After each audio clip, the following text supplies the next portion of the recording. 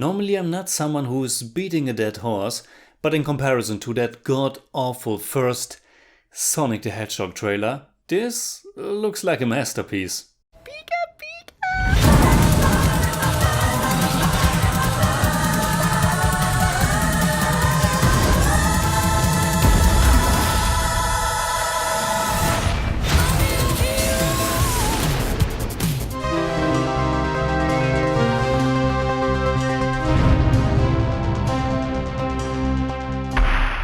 Servus Freunde, my name is Jimmy Cage and Pokémon Detective Pikachu is the newest video game film adaptation, and as always, many people hope this will be the one to break the curse.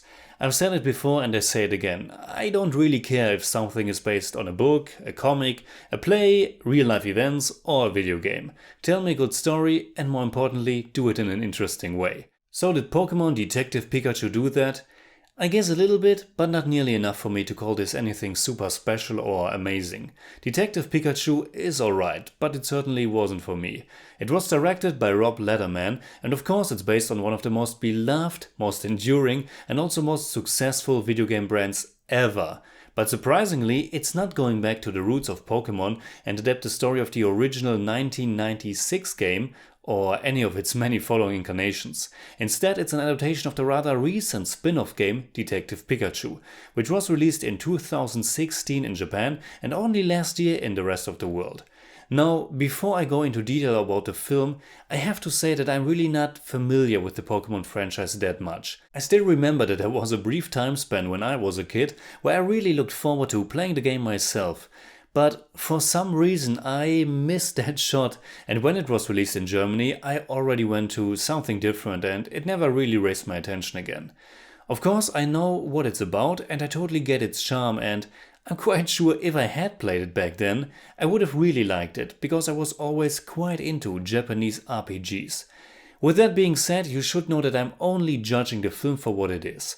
Nothing more and nothing less. I only looked up the Detective Pikachu game for a quick second to see if it's completely different, but it turns out the film is probably more faithful to its source material than many other video game adaptations. But an aspect that immediately separates it from the very light and bright game world is the darker, moodier visual flair, and I really liked it a lot. Like the title suggests, this is a detective story and the film has this neo-noir style. A lot of shadows, dimly lit apartments, half-closed blinds at a police station that only let in some rays of light. And this setting, combined with the lively, real-life CGI versions of Pokémon, reminded me a lot of Robert Zemeckis' wonderful classic 1988 movie Who Framed Roger Rabbit, which, by the way, was also rated PG and had the exact same runtime of 1 hour and 44 minutes. Only this time, it's the animated character that's the detective. In general, I thought they did a pretty good job establishing this alternate world in which humans and little creatures live together. The story takes place in Rhyme City, which looks very similar to Tokyo, and the blend of real locations and CGI Pokémon felt good. The designs are neat and the effects are good enough. Some Pokémon look more real than others, but even then it has a certain charm to it. The main focus lies of course on Pikachu, which is also the one Pokémon that even people who have no idea about the rest know about.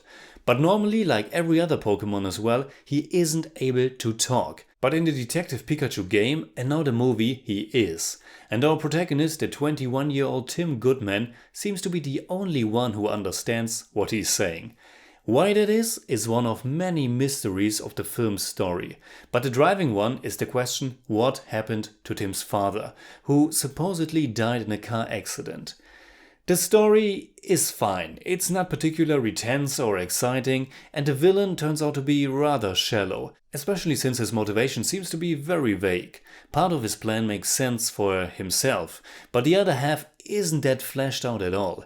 He's certainly no Judge Doom, but my biggest problem with the film, and I might be in the minority on this one, is the humor and the casting, unfortunately for both our protagonists. Let's start with the big one. Pikachu is voiced by none other than Ryan Reynolds. When the first trailer was released a few months ago, most people seemed to absolutely love this choice. But honestly, it not only didn't do much for me, it was really off-putting. Several reasons why. For once, even though I haven't played any Pokémon game, just to hear this American English from something that's so deeply rooted in Japanese culture is just weird to me. Of course, that's just something very personal, since I never watched any anime in an English dub in my life, for example. But on top of that, it's not just English coming out of Pikachu's mouth, it's the voice of Ryan Reynolds. Now, Ryan Reynolds is a good and very charismatic actor, and he also has a very recognizable voice. That's why they chose him.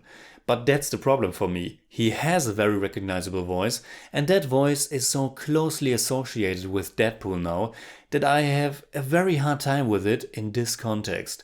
I was hoping it was only the trailer that didn't appeal to me, and that I would be quickly swayed over by the film. Just recently I didn't find the trailers for Shazam all that interesting, and yet the film turned out to be absolutely fantastic. But unfortunately, with Pokémon Detective Pikachu, this wasn't the case for me. It turned out just the way I thought it would, and the humor did indeed oftentimes felt very much like a Deadpool light version for a younger audience. There are a few humorous moments in the film where the comedy aspect is stemming from the cute Pokémon designs or the juxtaposition of it, but mostly it's Pikachu and his constant quips.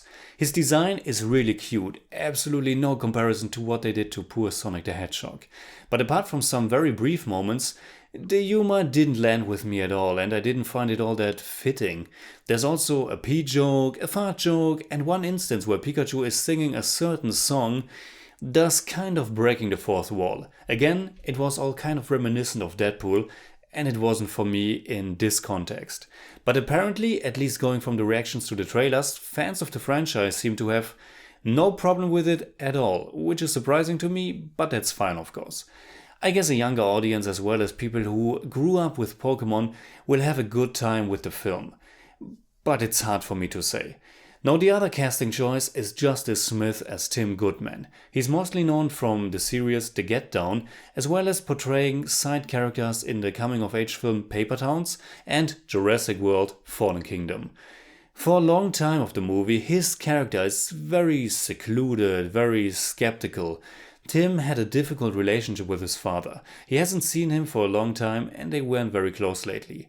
Through this new connection to Pikachu, which is forced upon him, he has to deal with that and, in the course, become a more positive, friendlier person again. This is his basic arc, but I didn't think the movie really conveys that many heartfelt moments, nor is Justice Smith adding much to it. I hoped I would get a similar emotional response from the growing friendship between Tim and Pikachu as I did from Hailee Steinfeld's character and her new car, Bumblebee, in that film. But I didn't. I never could warm up to Tim. I wouldn't say he was unpleasant, but he also didn't add much charm, warmth or joy to the film. A character I enjoyed a lot more was Lucy Stevens, a young ongoing reporter. She's played by Catherine Newton and she has a lot of positive energy and her Pokémon Psyduck is also really cute. The film itself and the places it goes should certainly have enough Pokémon flair to satisfy the basic needs of the fanbase.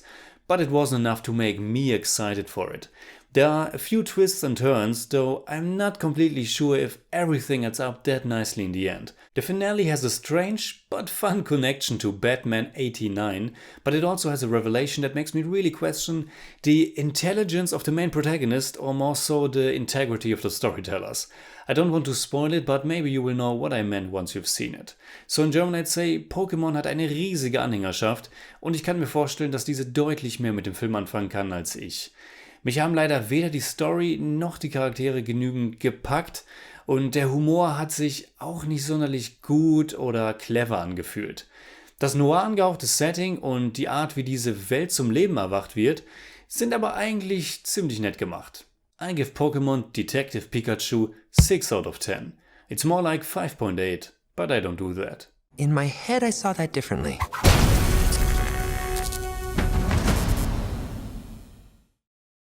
Alright, that's it like always. Comment below and let me know what you think about Pokémon Detective Pikachu. And also let me know if you are a fan of the games or the TV series or not.